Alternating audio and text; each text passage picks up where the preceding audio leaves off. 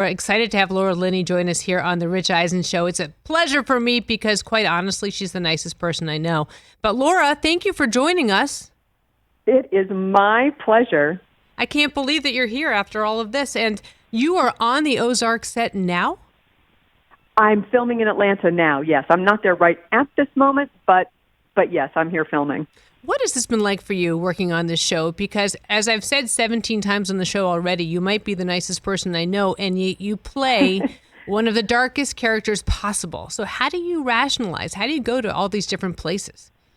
Oh, well, it's just fun. I mean, that's the joy of a great character, is that you get to do all the sort of stuff that is far away from you. And, to play someone who is so reactive and so primally hooked into instinct, is just a lot of fun. It's the sort of part you hope for.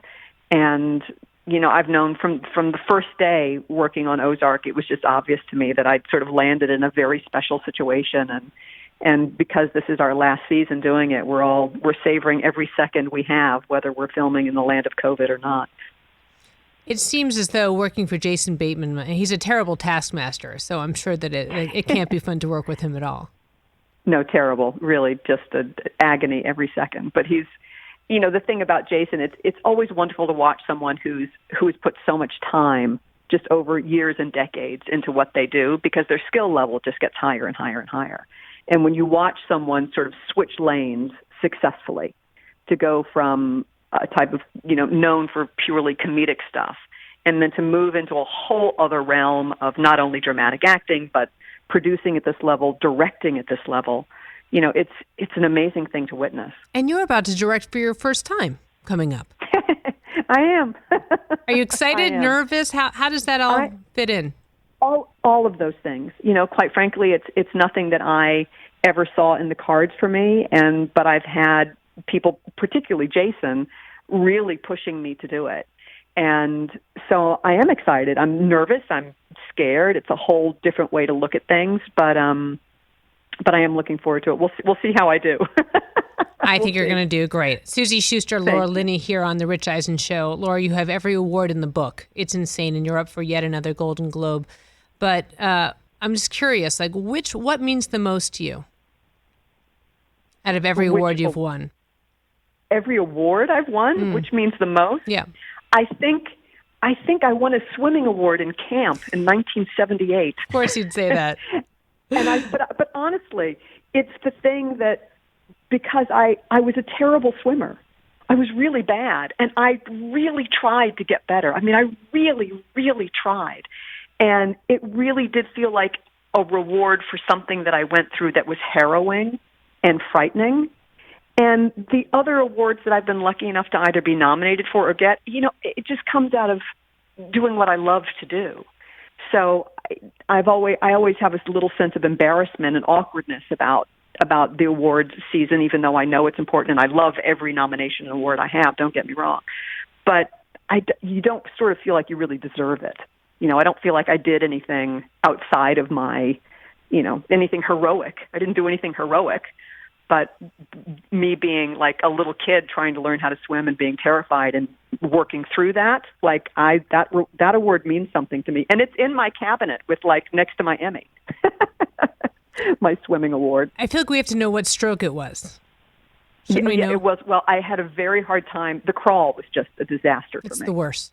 It's the worst. Just a disaster. And then when it all sort of came together, and, in some ways there's something about learning. I've always found that the arts and sports and the military there's a through line through them all, because there is obviously the physicality required. It's not just passion. It's not just expression of passion intellectually. It's also expression of passion physically.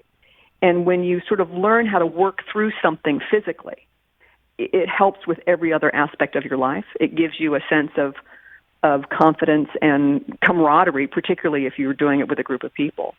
And I've always found that even though, in high school, the theater geeks and the sports people didn't really get along, they sort of stayed in separate corners, they had much more in common with each other than they realized. We may have actually uncovered something if you think about it, like in an inside the actor's studio. Maybe it was that swimming that propelled you to be able to do all of these great characters. I'm not saying that I should take that show over, but I'm thinking we may have hit on something here, Laura Linney. Well, I think there is something about just confronting fear, in any aspect that does when you actually confront it and you figure out how to work through something emotionally, spiritually, physically, intellectually, all at the same time. When all of those things are being challenged and you somehow put it together and have those things work in concert, I think it's a real evolution in your development as a person, regardless of where you are. So I think sports are important in ways that people don't always consider. It makes sense to me. And before we talk about Laura Linney, the sports fan, because I think a lot of you will be surprised to actually hear about her background with sports, one last question about Ozark. Do you ever watch it back yourself?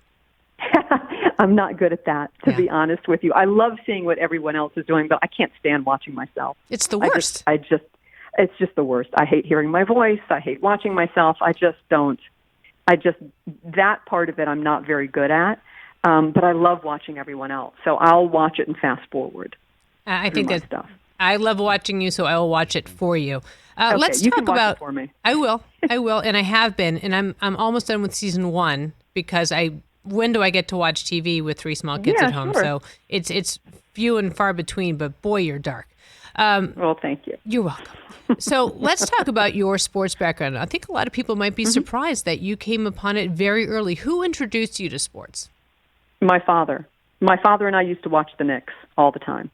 So it was, Dave DeBusschere and Earl the Pearl, and it was all of those guys. And it was, I saw my parents divorced when I was young, so I would go over and spend the weekends with him. And I think as a single parent who was a father to a young daughter, he just didn't know what to do with me a lot of the time. So he taught me how to play gin rummy, and we'd watch the Knicks. And he was not a sportsy man, but he played basketball growing up in high school. So he followed the Knicks. And so that was a big thing, a big bond between the two of us. And now who watches what in your house now, with a husband, yourself, and with an 8-year-old? Is he 8 or is he 7, your son? He's 7. So I have a husband from Chicago. So the Bulls are very much at our table. So we and the Bears. Sorry, the Bears. The Bears are at our table all the time.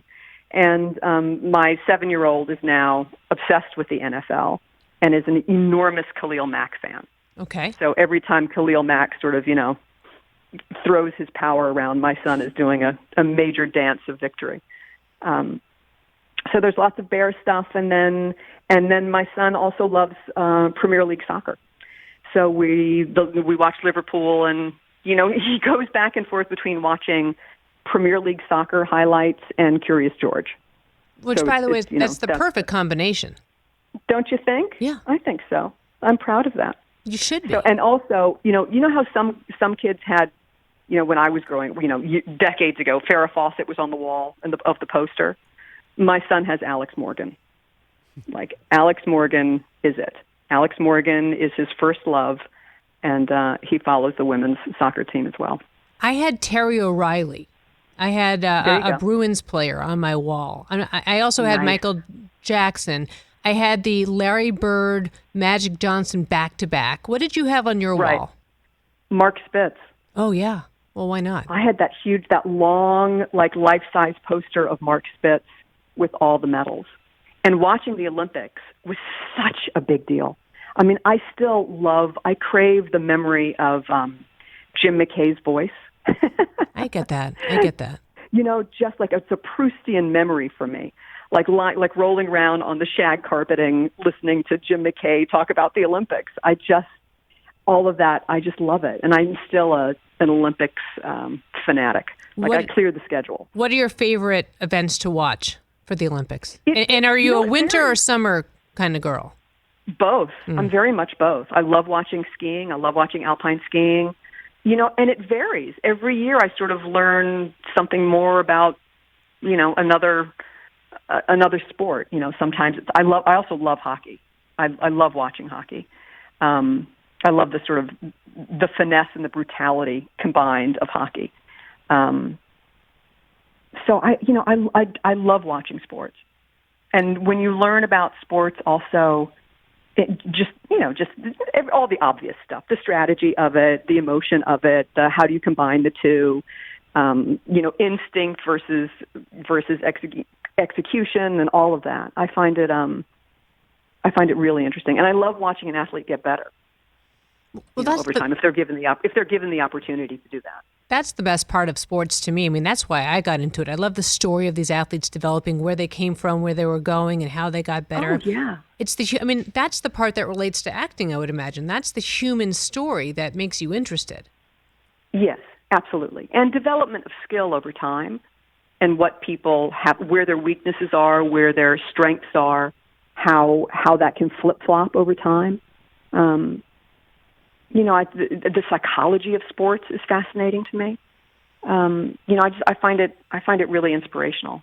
So in other words, we have to get together with Aline Kashishi and your manager, and we have to think of a way to develop a movie that I can take something from the sideline experience. We develop it. It gets really dark, but actually light at the same time. There's going to be a movie that comes out of this conversation on the Rich Eisen Show. There has to be. And Slapshot is my favorite movie of all time. You're kidding.